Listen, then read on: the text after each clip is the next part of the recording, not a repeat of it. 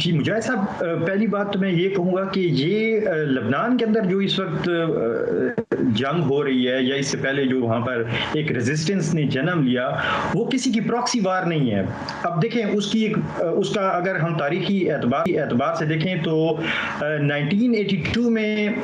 या उससे पहले लबनान में हिजबुल्लाह का वजूद नहीं था। लेकिन जब इसराइल ने जनूबी लबनान को कैप्चर किया, इलीगली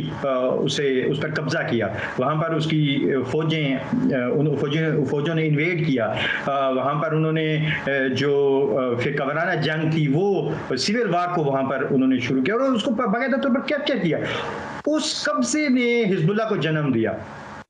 इसी तरह अगर हम गजा के अंदर देखें तो वहां पर हमास का 1988 तक कोई वजूद नहीं था, लेकिन गजा और वेस्ट बैंक को कैप्चर करने की वजह से वहां पर हमास ने जन्म लिया।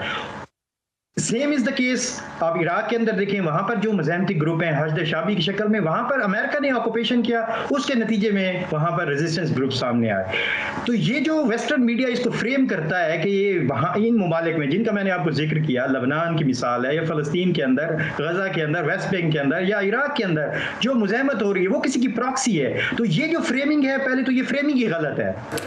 ये दरअसल इलीगल ऑक्यूपेशन है, चाहे वो अमेरिका का इलीगल ऑक्यूपेशन हो, गैर कानूनी उसका कब्जा हो, या फलस्तीन के अंदर या लबनान के अंदर इसराइल का गैर कानूनी कब्जा हो, इलीगल ऑक्यूपेशन हो, जो कि यूएन चार्टर के अगेंस्ट है, जो कि इंटरनेशनल लॉ की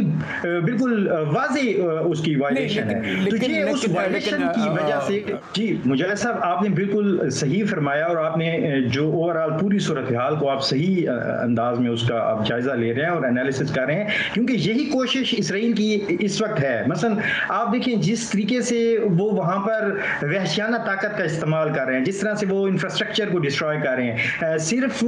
हिजबुल्लाह के जो स्ट्रांग होल्ड्स हैं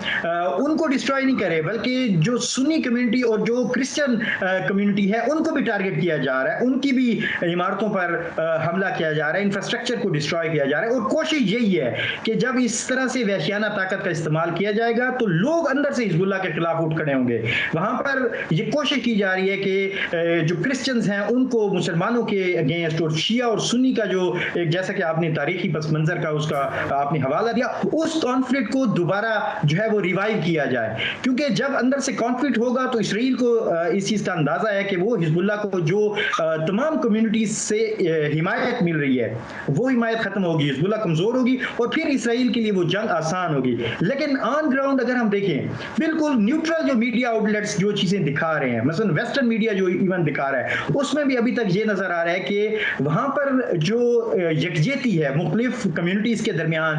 मुख्तलिफ सेक्ट्स के दरमियान, मुसलमानों और क्रिश्चियंस के दरमियान, या शिया और सुन्नी के दरमियान, इस जंग के बाद उस सॉलिडेरिटी के अंदर, उस यकजहती में मजीद इजाफा हुआ है। मतलब मैं आपको बताता चलूं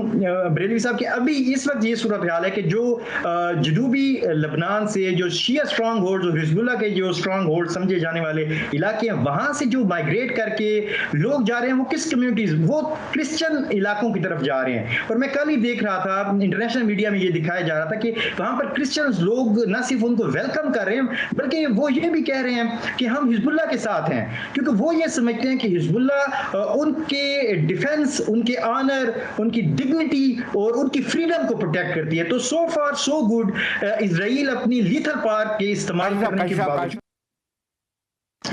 देखिए मुजाहिद साहब, उम्मत मुस्लिमा के हवाले से, हमारे मुस्लिम कंट्रीज़ के हवाले से इंतहाई बहुत ही अफसोसनाक सूरत हाल है। मसलन हमारी ये मुजरिमाना खामोशी फ़लस्तीन और गज़ा और लबनान के मासूम लोगों की नस्ल कुशी पर, वहाँ पर मासूम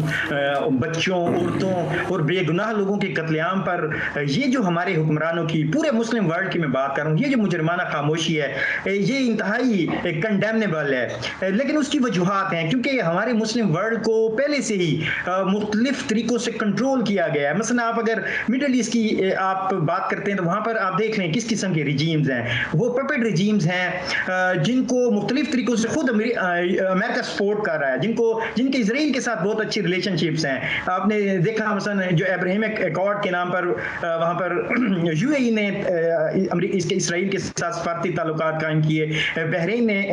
इसराइल के साथ सफारती ताल्लुकात कायम किए, और जैसा कि आप फरमा रहे थे कि अगर ये वाकया ना होता 7 अक्टूबर वाला, तो शायद इस वक्त सूरत हाल ही बदल चुकी होती और दुनिया इस्लाम का सबसे बड़ा मुल्क भी इस वक्त वो उनके साथ सिफारती ताल्लुकात कायम कर चुका होता। तो ये बड़ी हमारी बदकिस्मती है। उसकी वजह ये कि हमारी जो फोरम्स हमारे पास अवेलेबल हैं, एक तो सबसे बड़ी बदकिस्मती ये है कि जो हमारे मुस्लिम ममालिक में जो हुक्मरान हैं वो अवाम की सही मानों में नुमाइंदगी नहीं करते। क्योंकि अगर आप ग्रास रूट लेवल पर अवाम में देखें, अरब स्ट्रीट के अगर आप बात करें, वहां पर बहुत ज्यादा नफरत पाई जाती है, अमेरिका से नफरत पाई जाती है, इसराइल के साथ के हवाले से नफरत पाई जाती है। और लेकिन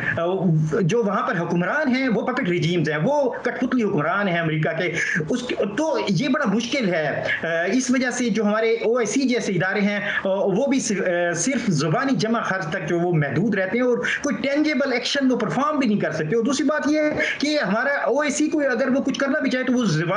जुबानी जमा खर्च से आगे कुछ कर ही नहीं सकते, क्योंकि आपके पास कोई नेटो जैसी ऐसी फोर्स नहीं है जो ये कहे कि एक पर हमला सब पर हमला होगा और सब उसके डिफेंस में आएंगे। तो आप ज्यादा से ज्यादा जुबानी जमा खर्च कर सकते हैं। और अनफॉर्चुनेटली हमारी तरफ से तो सिर्फ वो जुबानी जमा खर्च और मजलूम की जो एक कम से कम ईमान का एक दर्जा होता है कि आप मजलूम की हिमायत कर लें, अनफॉर्चुनेटली मुस्लिम वाले की तरफ से तो वो भी नहीं हो। काशिफ साहब की आपने अंदाजा लगाया होगा गुफ्तगू से, मशरक़ वस्ता पर बड़ी गहरी नज़र है, ख़ास तौर पर इस पूरी जो रीजन में इस हवाले से गुफ्तगू कर रहे थे।